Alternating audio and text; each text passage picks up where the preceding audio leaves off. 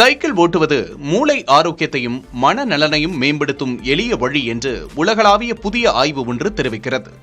America, Canada உள்ளிட்ட 19 நாடுகளில் மேற்கொள்ளப்பட்ட சுமார் 90 ஆய்வுகளின் முடிவுகள் இதனை உறுதிப்படுத்தியுள்ளன.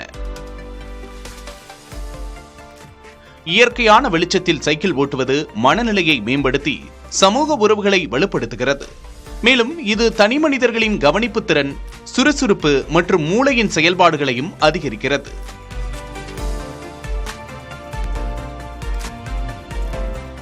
இருப்பினும் மிதமான வேகத்தில் சைக்கிள் ஓட்டுவதே மூளைக்கு நல்லது என்றும், மிக கடுமையான உடற்பயிற்சி தற்காலிக சோர்வை ஏற்படுத்தலாம் என்றும் ஆராய்ச்சியாளர்கள் கூறுகின்றனர்.